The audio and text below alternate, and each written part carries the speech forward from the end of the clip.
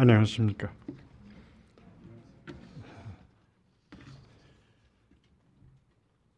오늘 영어를 해야 결례가 안 되는지 한국어를 해야 결례가 안 되는지 잘 모르겠습니다.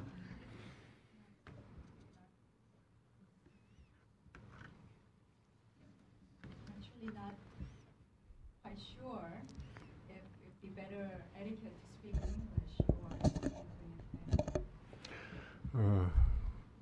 저 위주로 생각해서 편리하도록 한국말로 하겠습니다. 용서해 주시기 바랍니다.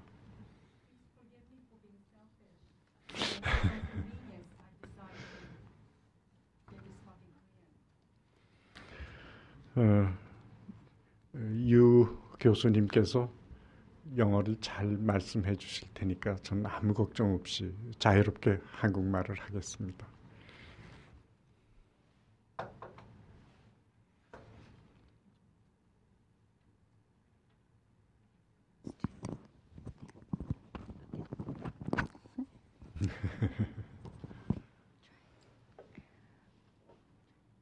He said actually that he puts his faith in my ability to translate. But time will tell whether his faith is well placed or not. 저는 한국 종교학계를 대표할 수 있는 사람은 아닙니다. I don't think that I can consider myself to be someone who can represent the field of religious studies in Korea. 한국에는 많은 훌륭한 종교학자들이 계십니다. A number of really magnificent scholars of religious studies are active in Korea. 그렇기 때문에 한국 종교에 대한 많은 연구 결과에 대해서 알고 싶으신 분들은 저한테서 기대하실 것이 하나도 없습니다. So if you are expecting to hear from me the results of a variety of different work that has been done in the field of Korean religious studies, I'm afraid I would have to disappoint you today.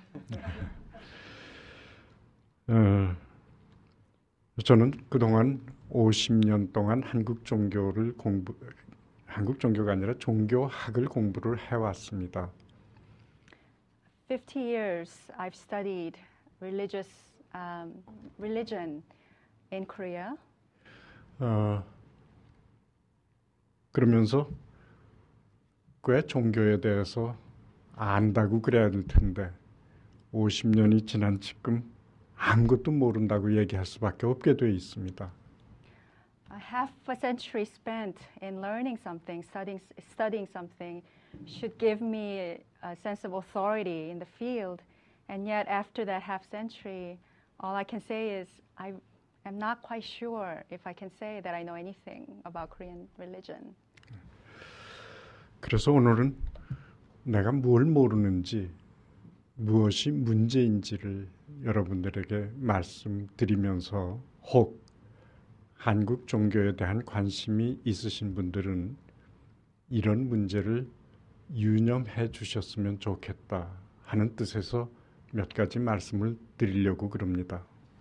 So today I want to share with you what I don't know, what I see to be the limits, what I see to be the problems that I face in my own study. And I hope that those of you who are interested in Korean religion can share some of these problematics with me. 종교학을 공부하면서 한국 종교 문화에 대한 정리된 글을 쓰고 싶은 것이 제 꿈입니다. 그것은 어쩌면 한국인인 저에게 하나의 책무일지도 모르겠습니다.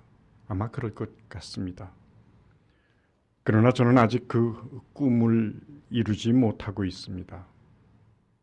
이를 이룰 수 있는 충분한 준비가 되지 않았기 때문입니다. 자료도 잘 다듬지 못했고 이를 논리화하고 해석할 수 있는 이론과 방법도 갖추지 못했습니다. 그러나 그 꿈을 이루지 못하고 있는 가장 큰 원인은 제가 가지고 있는 두 가지 문제가 풀리지 않았기 때문입니다. 하나는 지금 우리가 사용하고 있는 종교라는 개념이 우리의 종교 문화를 서술하고 인식하는 도구로서 적합한 것일까 하는 것이고, 또 다른 하나는 우리의 종교 문화를 서술하는 작업이 우리의 역사 안에 있는 여러 종교들을 이를테면 전통 종교, 불교, 유교, 그리스도교 등의 개개 종교로 나누어 이를 제각기 서술하고, 그렇게 서술된 각 종교사를 한국 종교사라는 이름으로 편집해내는 것으로 완성되는 것일까 하는 문제입니다. As a student of religion, it's long been a dream of mine to write a systematic study of Korean religious culture. In fact, I feel that it's almost a duty. And yet, I have not been able to achieve that dream, perhaps because I'm not yet ready. Maybe I haven't put all the material in order. Maybe I don't have the proper methodology or theory to approach that material. But the bigger reason for my inability to write the systematic study may be that I haven't yet been able to resolve two fundamental questions that have plagued me over the years. First question concerns whether religion, as we use that term today, offers us a proper conceptual apparatus for understanding the fullness of religious life in Korea.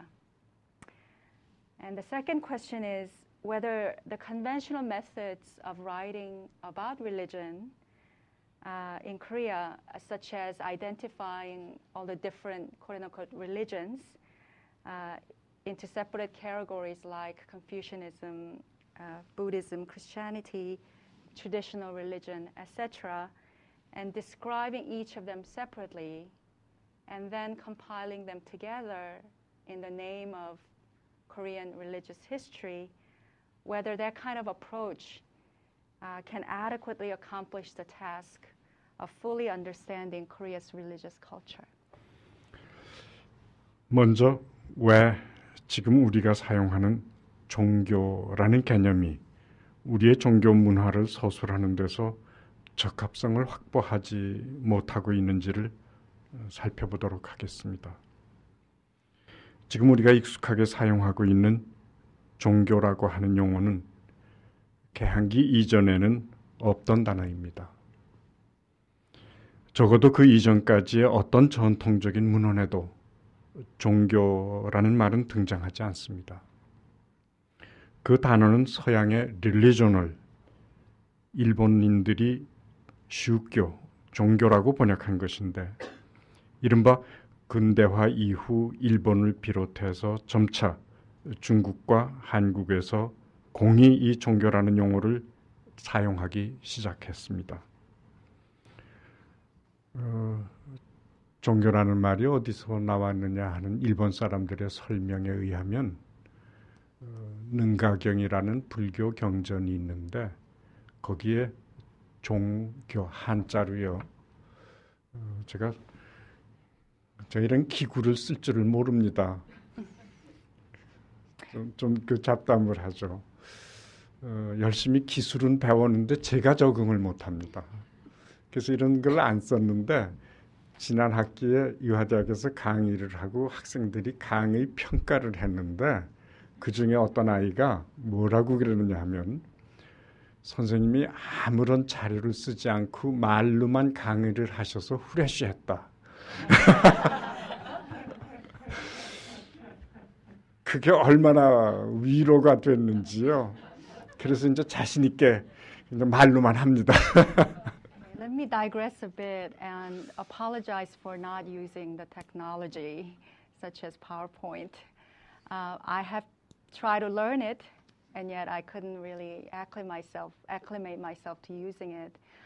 And last year, in one of my teaching evaluations at Ewha Women's University, I encountered a student who actually said that the fact that Professor Chung conveyed all his material verbally without relying on any technology was actually quite refreshing. And that evaluation has given me confidence and comfort. And so now I can very confidently say I do not use any technology in my lectures. 그래서 종교라고 하는 한자, 그 종교라고 하는 걸 상상을 해보세요. 그 종교라고 하는 말이 불경의 능가경이라고 하는 경전이 있는데 그 능가경 안에 있는 거를 따다가 일본 사람들이 릴리존을 슈교라고 종교라고 번역을 했다. 근데 그 뜻인즉슨 그 종교라는 그 한자 종자가 마루종자입니다. 마루종자라는 게 산마루. 이렇게 피크라는 얘기죠. 산의 꼭대기, 정점이라는 얘기입니다. 정점에 위치한 가르침, 그러니까 가장 중요한 가르침. 그런 뜻이죠. 그래서 그 종교란 말을 릴리존을 번역하는데 사용했다고 그럽니다. 그것이 퍼져가지고 한국에서도 중국에서도 지금은 종교, 그 한자를 쓰기 시작을 한 거죠. 네. Let me first examine why the concept of religion that we use today may not be suitable for describing Korean religious life and religious culture. In Korea, the term religion or 종교 in Korean was not encountered prior to late 19th century when the Korean ports were first opened forcibly. We do not find the term in use in any textual sources predating the opening of ports period. In fact, the term 종교 was a translation that the Japanese adopted. Shukyo, the same Chinese characters used for 종교 in Korean, is pronounced as shukyo in Japan. And this term was adopted as a way to translate the Western concept of religion. Now, as to why the term, those Chinese characters, shukyo, were chosen, we can look back to a text, a Buddhist sutra called Nungagyong, in which that term shukyo first makes its appearance. And in that text, shukyo, the Chinese characters for shukyo means, shu means the peak, the highest point. Gyo means teaching. So together, shukyo means the best and the highest, the acme of teaching, what can be conveyed or transmitted. And that term was taken from the Buddhist Sutra to translate the Western word religion in Japan. 그러므로 그 언어는 종교라는 언어는 근원적으로 서양의 경험을 개념화한 것입니다. 서양에서 그 용어의 역사적 전개를 살펴보는 것은 또 다른 과제입니다만 단순화해서 말한다면 그 용어는 기본적으로 신에 대한 예배, 쿨투스 데오름라고 말할 수 있는 인간의 어떤 경험을 묘사하고 담기 위한 개념으로 사용되었습니다. 그래서 서양 사람들은 자기와 다른 문화를 만났을 때 그러한 것을 함축한, 그러니까 쿨투스 데오름이라고 하는 그런 의미를 함축한 개념으로서의 종교를 전제하면서 이 문화에도 종교란 것이 있나 하는 물음을 묻곤 했습니다. 유교는 종교인가 아닌가 하는 물음은 그 대표적인 예입니다. The term shukyo then came to be adopted in China and Korea as well. But we can thus see that the very language of 종교 was born as a way to conceptualize the Western experience. While it would be the subject of another paper altogether to examine the history of that word in the West, we can nonetheless note in a simplified way that the word designated a way to conceptualize a certain dimension of human experience, which has been called cultus deorum, or the proper or reverential care of the gods. And this background allows us to see why the question, does the foreign culture have religion, was one of the first raised in any encounter that the Western culture had with another culture. So the word religion posits and premises Western experience. And we can see this in the example in history of the question surrounding whether Confucianism should be counted as religion or not, which we are familiar with. 제가 정확하게 기억을 못합니다만 요새 자꾸 나이를 먹어서 기억을 잘 못합니다. 근데 켄터 스미스인지 키스 볼레라고 하는 사람인지 지금 혼동이 되는데 이런 얘기를 한 적이 있습니다. 유교는 종교인가 아닌가 하는 물음에 대해서 동양인에게는 질문될 수 없는 질문이고 서양인에게는 대답되어질 수 없는 질문이다. 그런 얘기를 한 적이 있습니다. A scholar whose name escapes me now that I'm gaining in age, has very perceptively posed this question. The question of, is Confucianism a religion? On the subject of that question, the scholar has said that this is a question that cannot be questioned or asked in Asia, but it's a question that cannot be answered in the West. 그런데 이러한 종교라는 개념을 통해 우리는 우리의 종교를 서술하고 이해하려는 노력을 기울여 왔습니다. 한국의 종교 문화라든지 한국의 종교사라든지 하는 말을 할 때 그 종교라는 개념은 릴리존의 번역어였습니다. 그런데 그 개념을 우리의 경험에 적용했을 때 우리는 많은 문제에 직면했습니다. 이를테면 인간이 삶을 살아가면서 부닥치는 어떤 어려움을 비일상적인 어떤 것, 곧 초월이나 신성이나 신비라고 개념할 수 있는 어떤 경험을 통해서 풀어나가는 현상이 분명히 우리 문화 안에도 있는데 그것을 종교의 범주에 넣을 수 없는 한계에 부닥치곤 한 것이 하나의 예입니다. 그래서 민간신앙이라고 불리는 현상들은 종교 아닌 현상으로 간주되었고 다만 서양이 스스로 종교라는 개념을 세계 종교라는 개념으로 확장하면서 수용한 불교나 유교만이 겨우 종교로 간주되었습니다. 결국 릴리전이 한국의 종교가 어떤 것인가를 결정하는 판단 준거가 되었을 뿐만 아니라 아예 릴리전이 한국의 종교를 만들어낸다고 해도 좋을 상황에 처하게 되었습니다.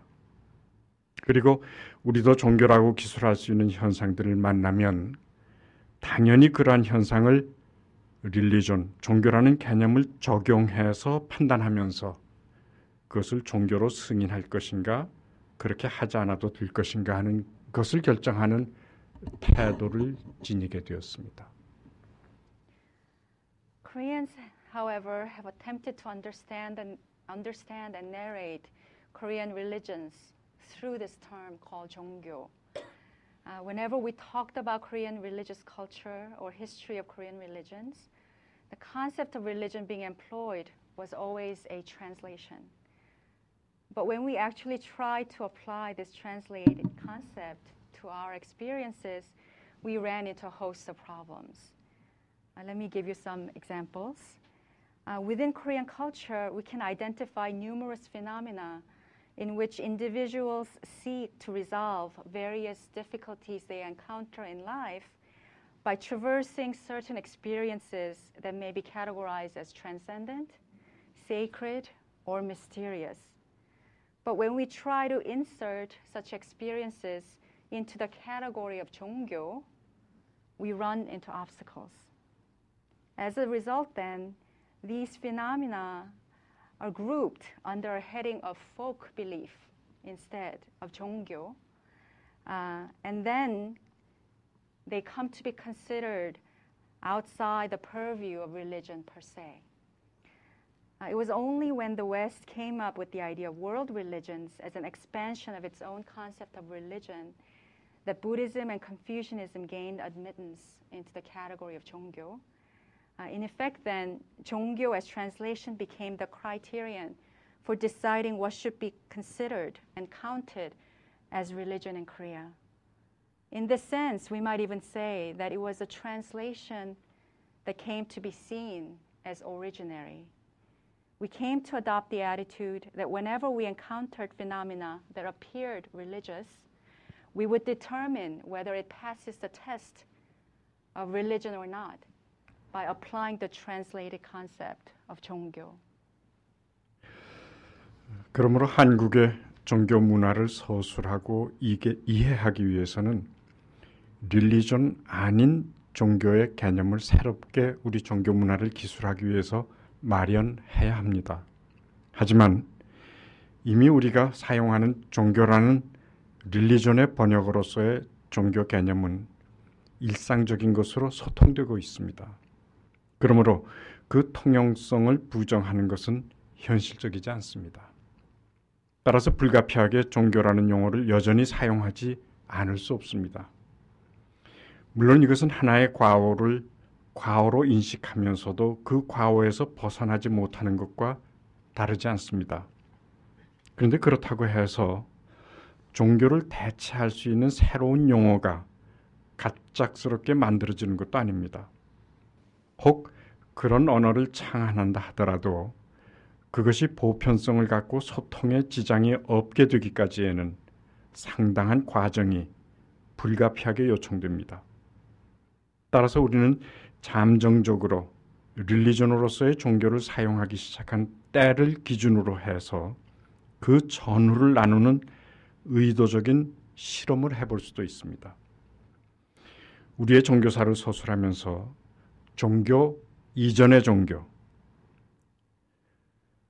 그리고 종교 이후의 종교를 나누어 볼 수도 있는 것입니다.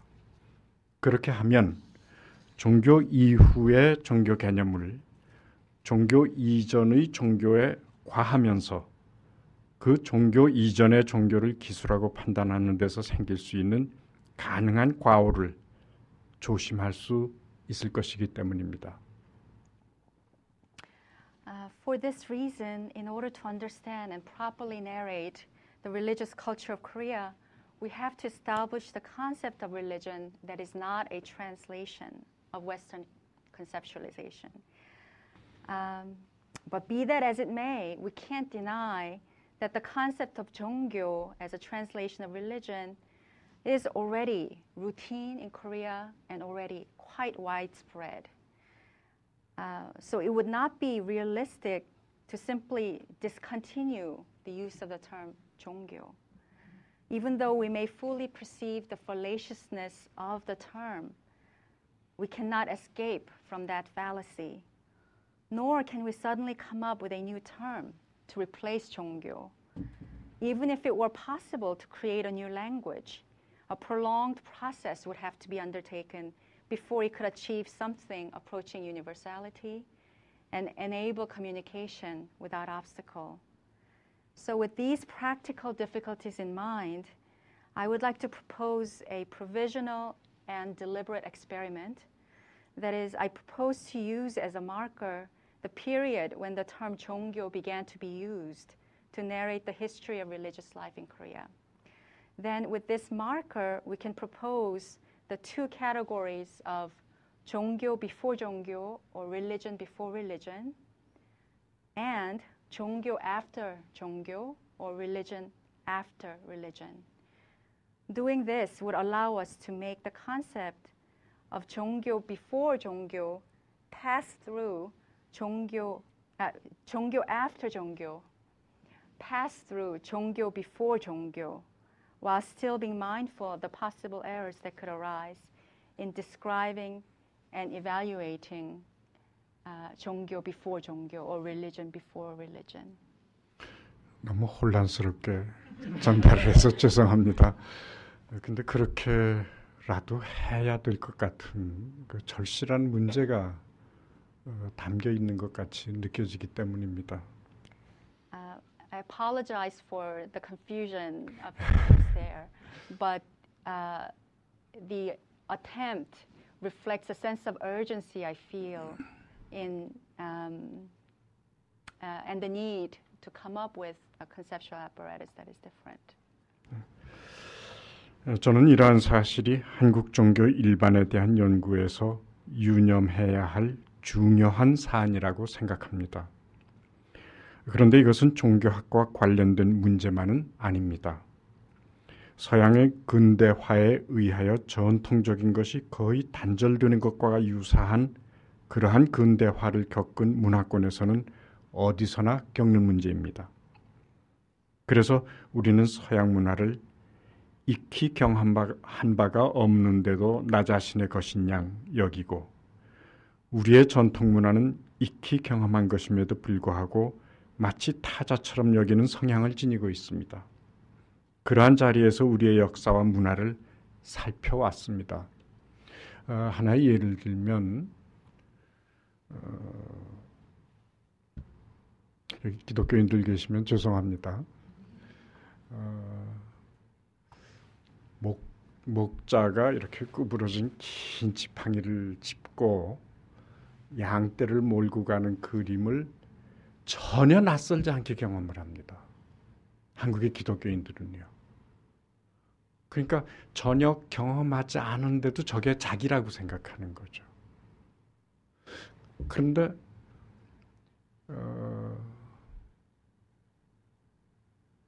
무당이 구판을 벌리고 소란스럽게 하는 일련의 제의는 굉장히 낯선 타자로 여깁니다. 사실은 우리에게 굉장히 익숙한 리듬이고 다 그런데도요. 그래서 전 그거를 영어가 되는지 모르겠습니다만 non-experienced self, experienced other 그렇게 표현을 해보고 싶었습니다. I believe that this is a crucial issue that any study of Korean religion must be aware of. At the same time, this is an issue that does not solely concern the study of religion, but affects any realm where Western modernity was experienced as a severe break with tradition.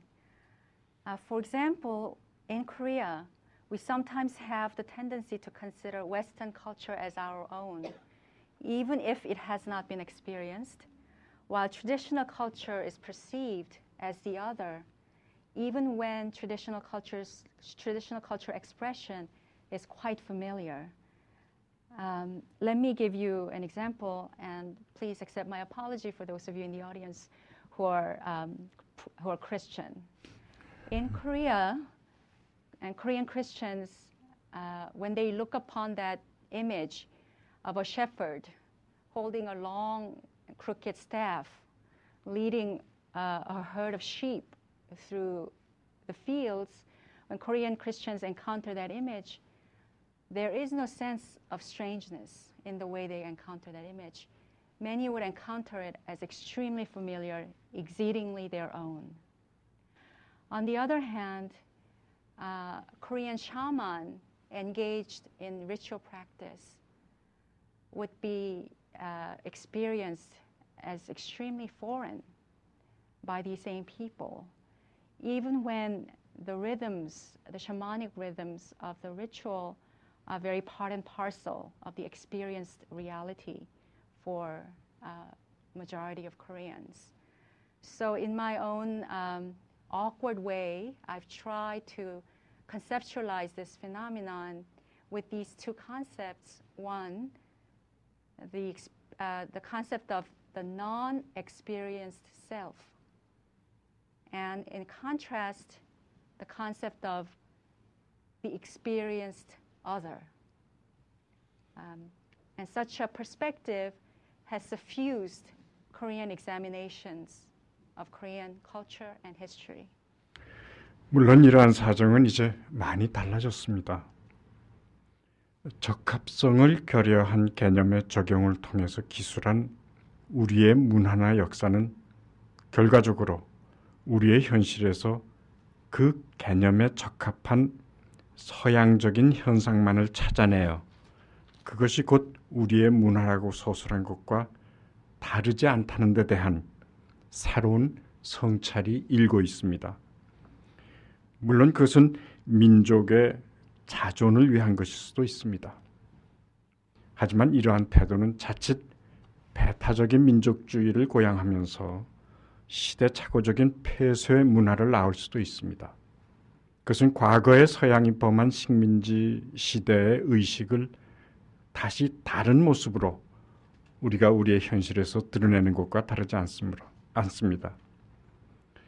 그러므로 종교 개념의 생소함 때문에 우리 종교의 정당한 기술이 훼손되기도 한다는 반성은 이념적인 것이 아니라 순전히 인식을 위한 방법론적인 성찰이어야 함을 우리는 유념해야 합니다. Of course, the situation has changed significantly over the years. New insights and self-understanding have allowed us to see that when a conceptual framework that does not suit a particular culture or history is used to describe that culture or history, what results is no different from a narrative that culls from a given culture only those aspects that fit quote-unquote Western phenomena and identify them as the defining characteristics of that culture. In the Korean context, such an approach was sometimes born of the attempt to argue for Korea's coevality with the West, the desire to posit an autonomous national entity that can be seen as being equal to and not derivative of the West. However, such an attitude can encourage nationalist chauvinism and give birth to a highly anachronistic trend toward exclusivity. In a sense, such an attitude then is simply the reverse of the colonial mindset for which the West has been so roundly criticized in the past. And this is a reason why I want to stress that our critique of the concept of 종교 here, that is, our critique that the concept of 종교 fails to adequately house the religious life of Korean people, that this critique must be made not on ideological grounds, but on methodological and purely epistemological grounds. 제가 조심하는 거를 좀 강조하기 위해서 하나의 예를 든다면 남아공에 갔을 적에 거기 학자들한테서 들은 얘기인데요. 만델라가 주장하는 그 세 가지 단계 얘기를 하더라고요. 하나는 뭐냐 하면 콜로니얼리즘이 시대가 있었는데 그 다음에 디콜로니얼리즘, 그 콜로니얼리즘 속에서 해방된, 벗어난 디콜로니얼리즘. 근데 그러고 나서 자꾸 콜로니얼리즘 시대를 얘기하는 학자들이 많아가지고 여전히 그 얘기를 하면서 콜로니얼리즘의 그 분위기 속에 잠겨 있다는 거죠. 그걸 갖다가 뭐라고 얘기를 했느냐면 디콜로니얼리즘 이후에 리콜로니얼리즘, 다시 식민지 시대 의식으로 되돌아가고 있다. 그런 얘기를 한 거가 참 유념할 만한 얘기고, 우리나라에서 얘기를 한다면 좀 우스운 얘기입니다만 일제시대에서 한국 독립운동사를 연구하는 사람들은 때로는 그 주장이 지금도 독립운동하고 있는 것 같아요. 지금도요. 그러니까 아직도 우리는 일제 강점기 속에 있는 것 같고, 그런 분노와 그런 아주 그런 걸 그대로 표현해야 된다고 생각하는 그런 사람들이 있는데, 자칫 잘못하면 우리가 종교 얘기하면서도 그런 이데올로지컬한 입장에서 종교란 말이 그 문제야 이렇게 얘기할 수도 있지 않을까. 이건 순전히 방법론적인 거다. 그 이야기를 아주 강조하고 싶습니다.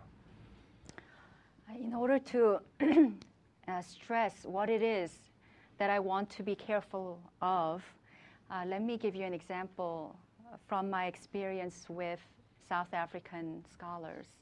When I visited South Africa some years ago and had a conversation with these scholars, they told me about the 3 stages that Nelson Mandela had talked about in regard to South African experience with colonialism. The first stage was the physical and actual event of colonialism. The second stage would be the process of decolonization that occurs, the liberation from the colonial rule.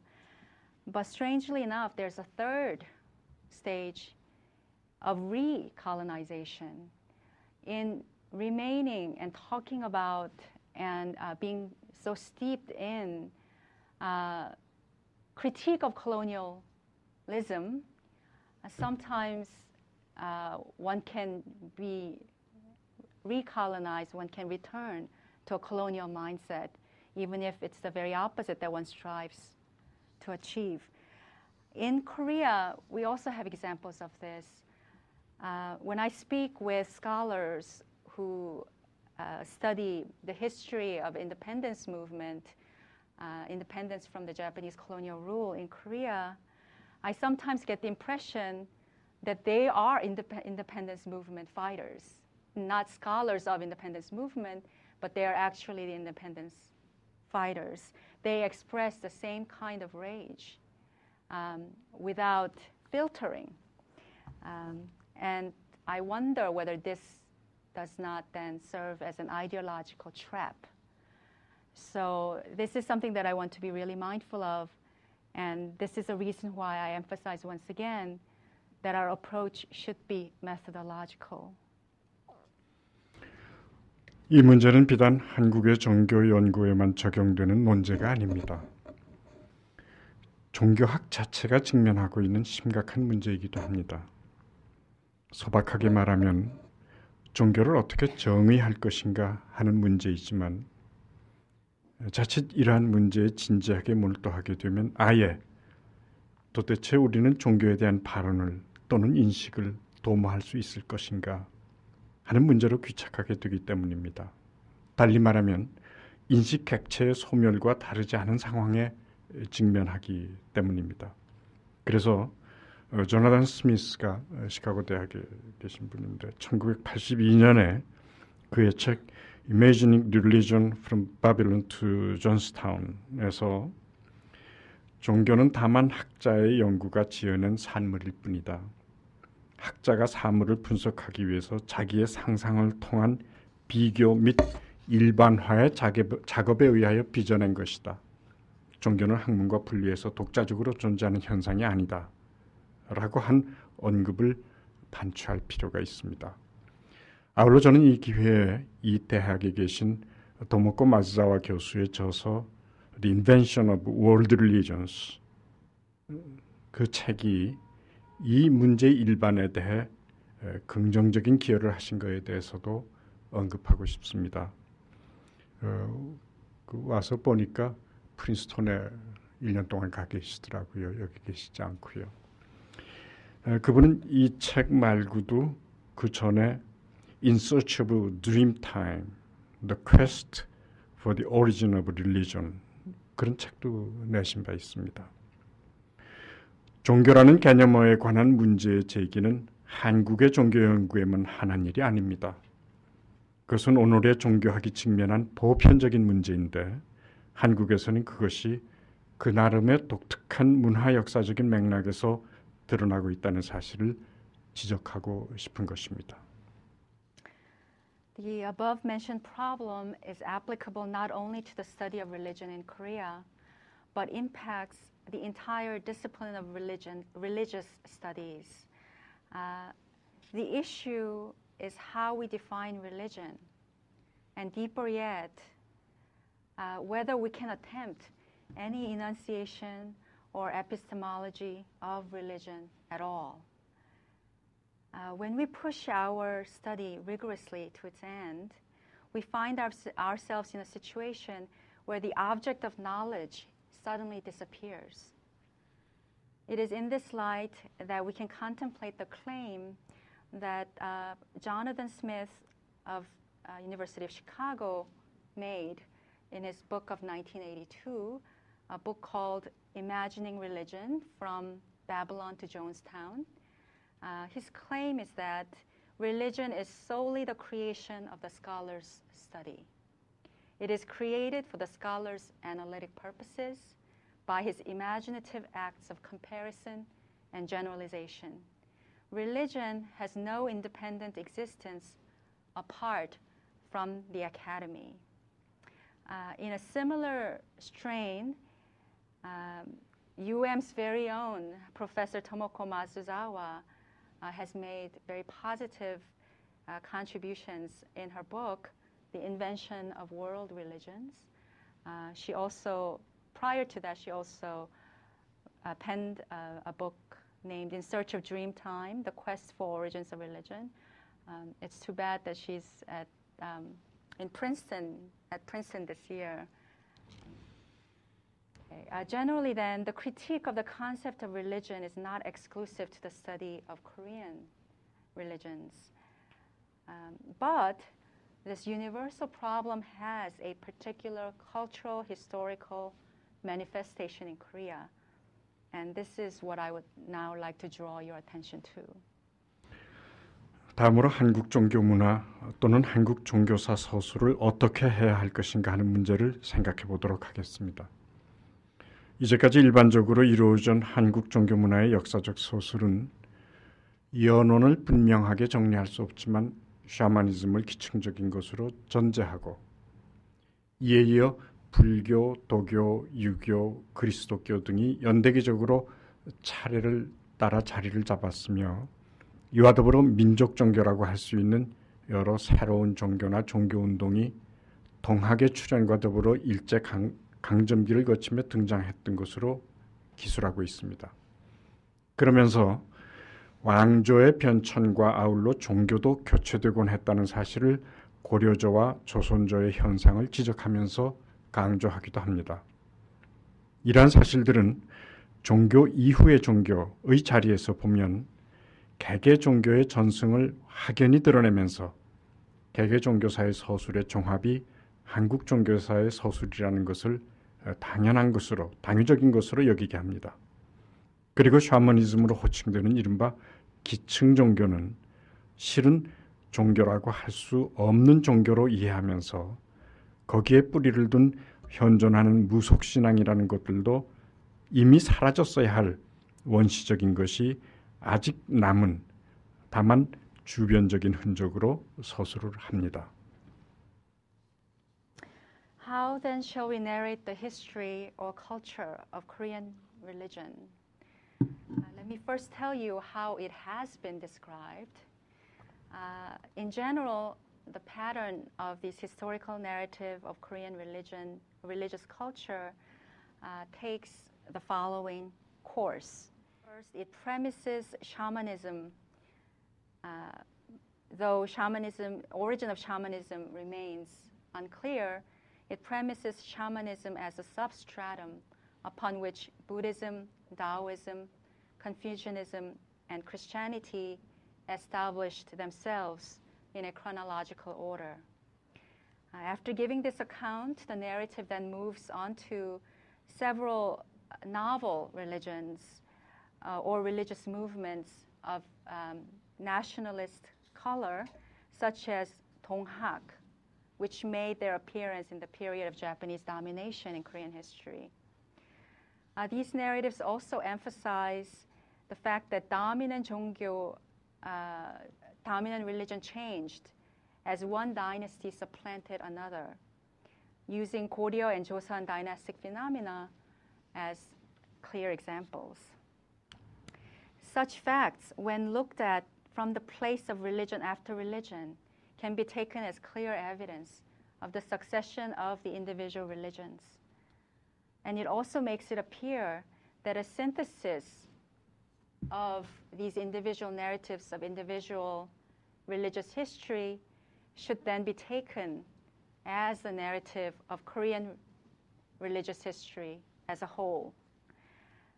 Moreover, the so-called religious substratum that goes by the name of shamanism is understood as a religion that is not quite a religion, and instead described as peripheral traces which represent the residues of a primitive culture which should have disappeared but did not completely.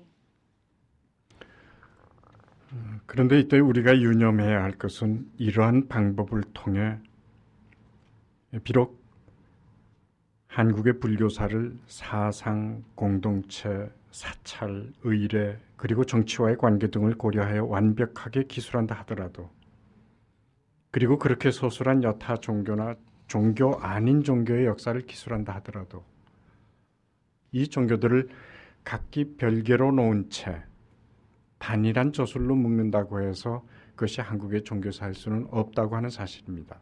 왜냐하면 하나의 저술로 혹은 한 권의 책으로 편집되듯이 그렇게 개개 종교가 각기 독립하여 병존하는 것이 실제 종교의 현실은 아니기 때문입니다.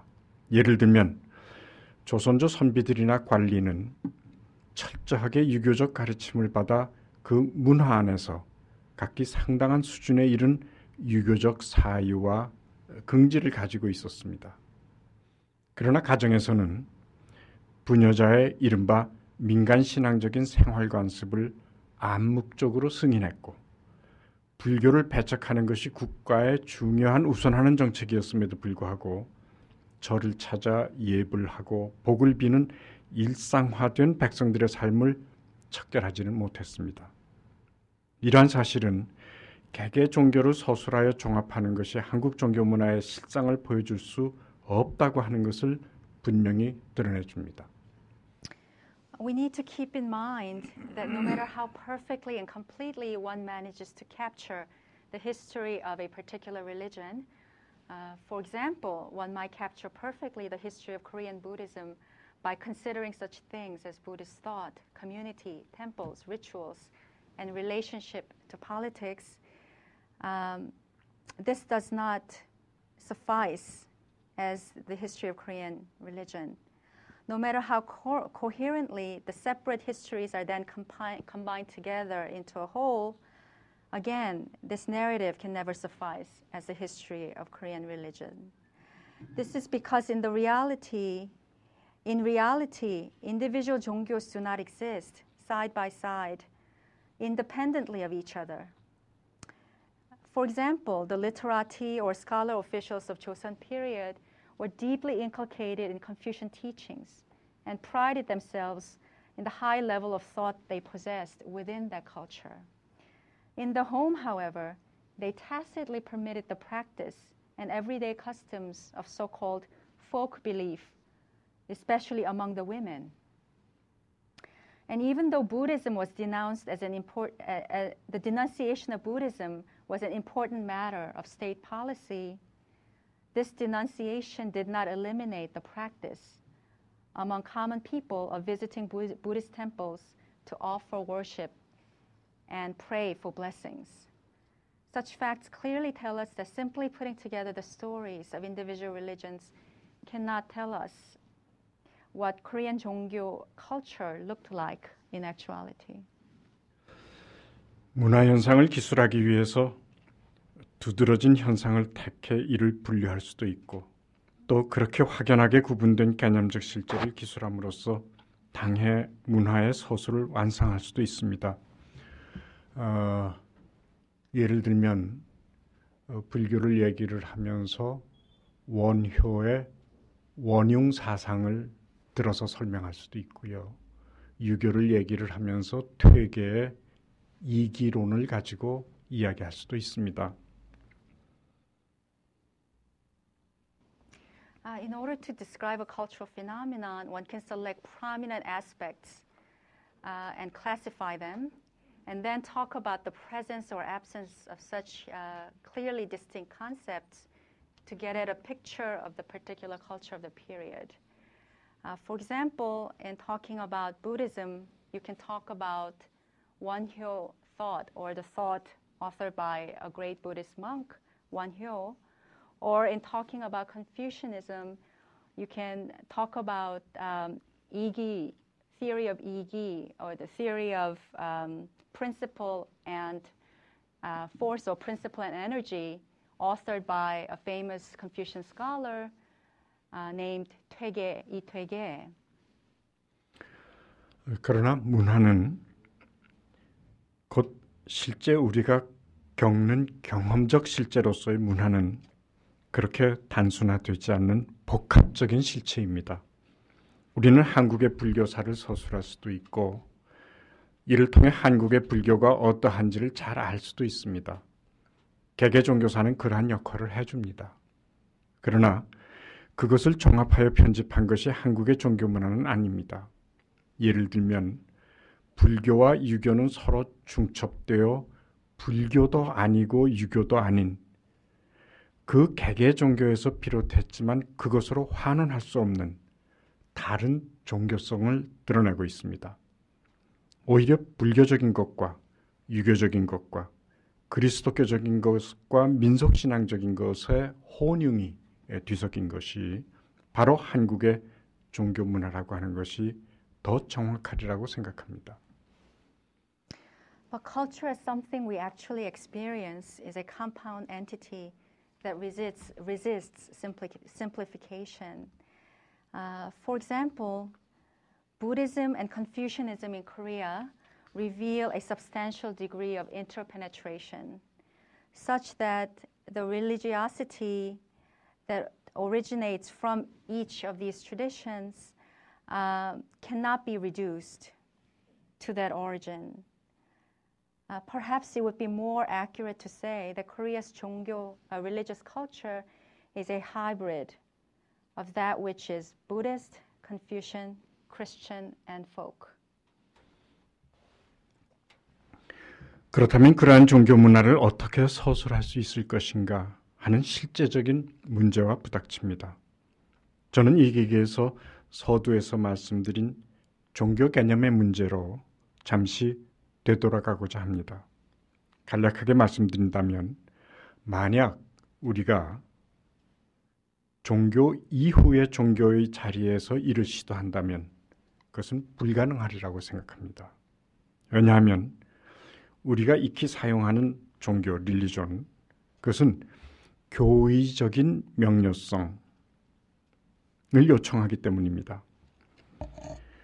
그런데 종교 이전의 종교의 자리에서 종교를 이해하면 종교란 교의적인 명료성으로 구체화되는 것이 아니라 그것이 인간의 실제 경험 속에서 얼마나 호소력 있는 해답으로 기능하는가 하는 것으로 드러납니다. 이를 우리는 잠정적으로 구원론적 명료성이라고 말할 수 있습니다. This brings us squarely face to face with the practical problem of how to write about religious culture. Let me go back briefly to the problem with the concept of religion with which I began this talk. To give you the conclusion in short, it would be impossible if we attempted this narrative from the position of religion after religion. The reason is that concept of religion we routinely use requires doctrinal clarity. But if we understand religion from the position of religion before religion, not religion after religion, then religion becomes concrete, not through doctrinal clarity, but by how well it functions as a compelling answer within the actual experiences that human beings have. We can tentatively call this latter approach soteriological clarity. 교의적 명료성은 종교 간의 접변을 승인하지 않습니다. 그러나 구원론적 명료성에서는 종교 간의 접변이 낳은 새로운 사태에 더 주목합니다. 전자가 개념적인 현실이라면 후자는 경험적 현실이기 때문입니다.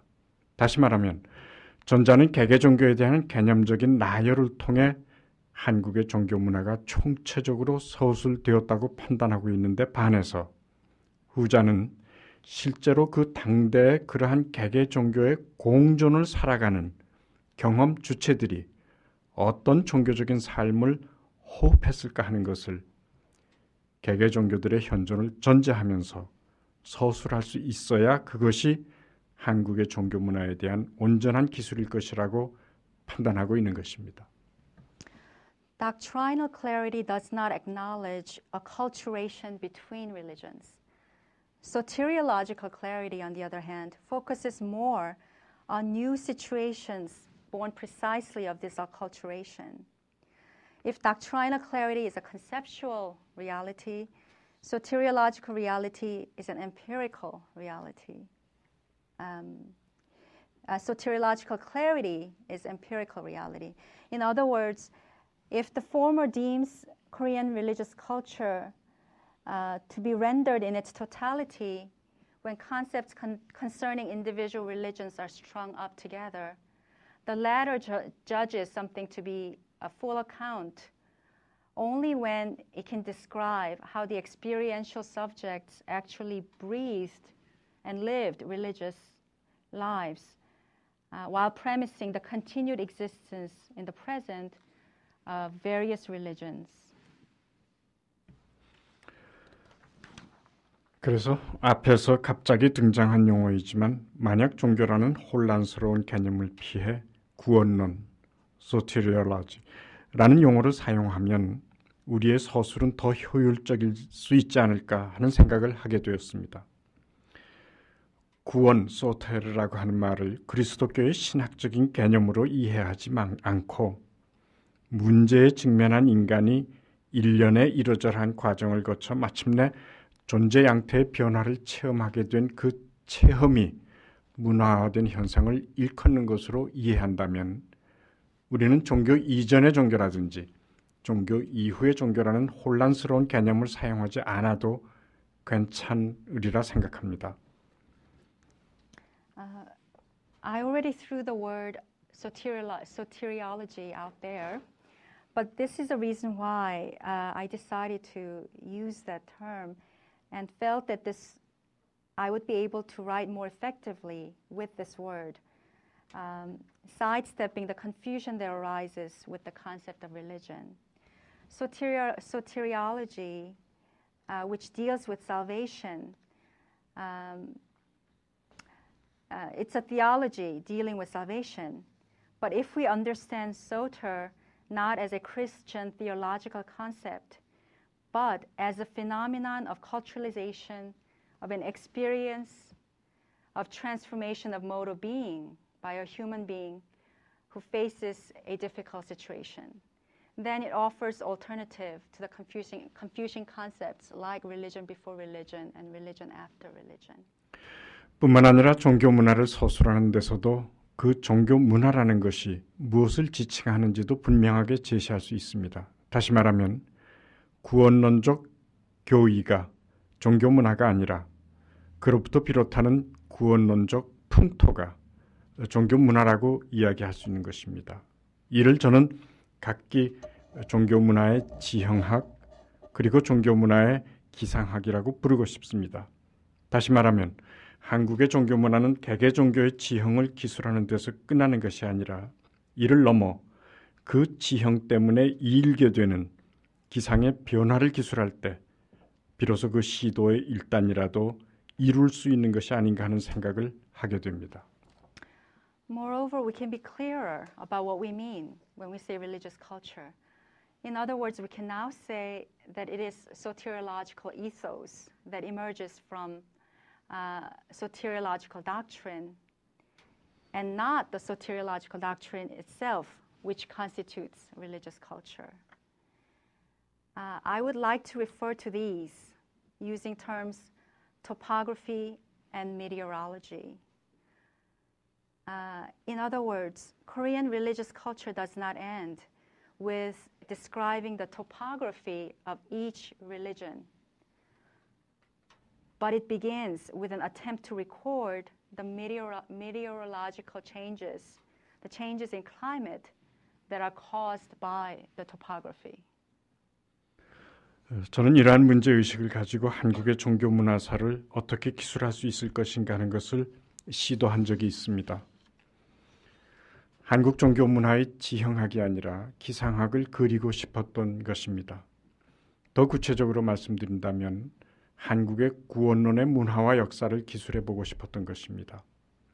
종교 이전의 종교라든지 종교 이후의 종교라는 개념 대신에 구원론이라는 개념물을 선택함으로써 종교 자체의 개념이 낳는 혼란을 상당히 극복할 수 있었고 각 종교의 개개 역사와 문화를 기록하는 것을 넘어 그 종교들이 빚는 풍토를 기술함으로써 우리의 전통적인 경험과 현존하는 종교의식을 이제까지와는 상당히 다른 개념으로 정리할 수 있었다고 생각됩니다.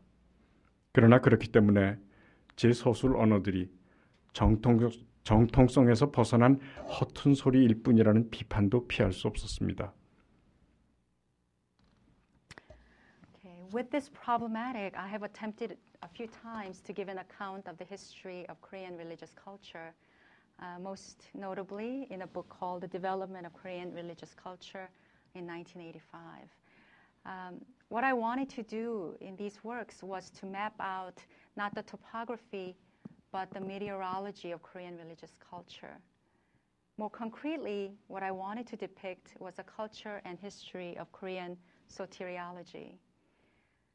Now, by opting to use the concept of soteriology rather than religion before religion or religion after religion, I was able to overcome a considerable amount of confusion created by that very concept of religion.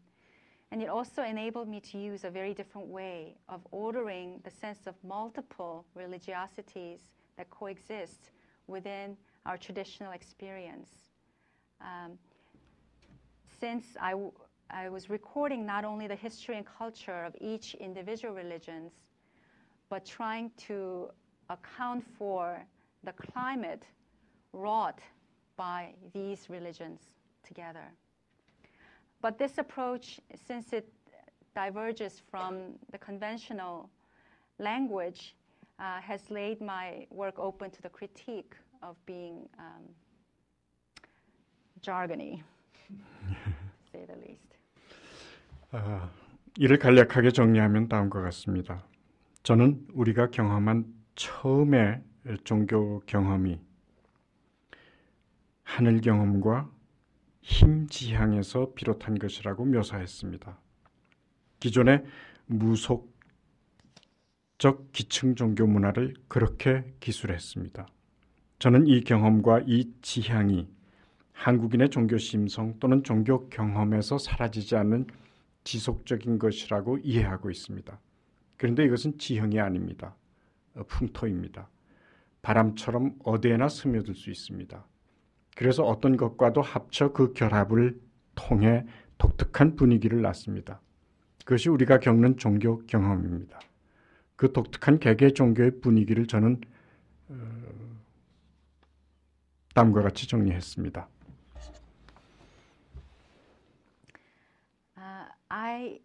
Let me summarize my claims concisely. I have described Koreans' first religious experience, what is usually referred to as the shamanic substratum, as emerging from heaven experience or power orientation. I understand this experience and this orientation as something continuous, which does not disappear in the religious mindset or religious experience of Koreans. However, this orientation and experience is not a topography. It is a climate. Like the wind, it can seep into anything. It can combine with anything else and give rise to its own unique atmosphere. That's what we experience as religious culture.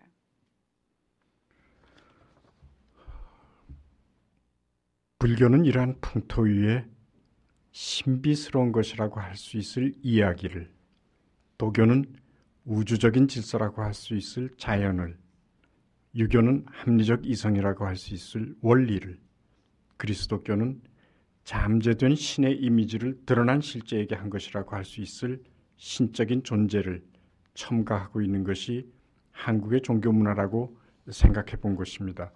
그런 것을 그 각계 종교가 가르치고 주장했다는 것이 아니라 그 종교에서부터 그런 것을 경험했다고 하는 얘기입니다.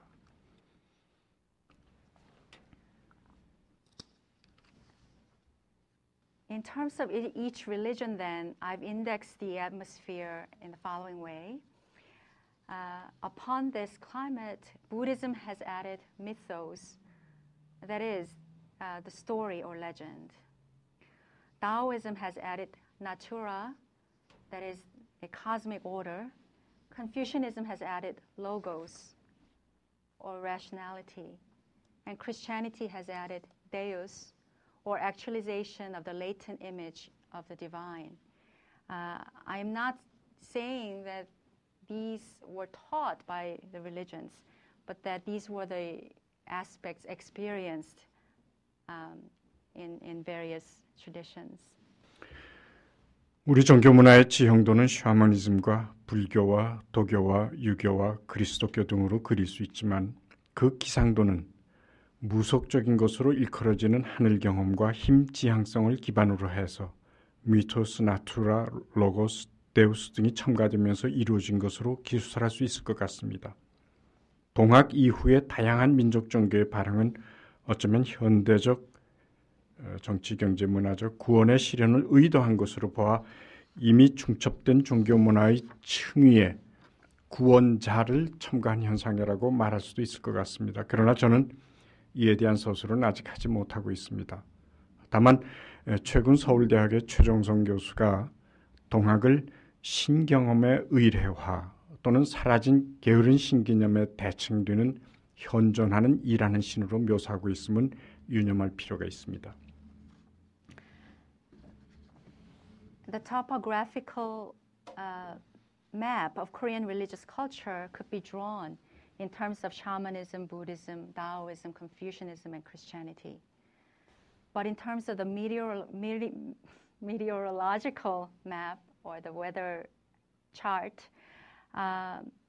we can draw it in terms of heaven experience and power orientation, upon which then mythos, natura, logos, and deus have been added. And in terms of nationalism-oriented religions such as Donghak, we may describe them as modern attempts to actualize salvation. And in this, they can be said to be phenomena in which Soter has been added on top of various levels of religious culture that are already themselves laid on top of one another. I have not yet been able to write about this in detail, but I should draw your attention to a recent work by Professor Choi Jong-sung of Seoul National University, who has described Donghak in terms of Deus Industrius, or the working God who exists in the present, in contrast to such concepts as theopraxy or ritualization of God experience, or Deus Otiosus, the lazy God who has disappeared. 역사를 기술한다는 것, 문화를 기술한다는 것이 그리 단순한 일이 아님은 누구나 다 알고 있는 일입니다. 그런데 우리는 이 일을 우리가 설정한 서술 범주나 우리가 마련한 개념이 아니라 다른 사람들의 경험과 기억과 인식에 의하여 준비된 범주와 개념을 가지고 그 적합성 여부에 따라 우리의 현상이 만들어지는 그러한 상황 안에 있기 때문에 우리의 문화와 역사를 우리 스스로 기술하는 기회를 차단당하고 있습니다. Everyone knows that it is not a simple task to write about history or to write about culture. But we should keep in mind that we are now in a dangerous situation where we are barred from writing our own history and culture because our phenomena are invented only in accordance to those categories and concepts which have been prepared in light of others' experiences, others' memories, others' understanding. 특수성에 의해서 보편성을 간과하는 것은 유치한 나르시즘입니다.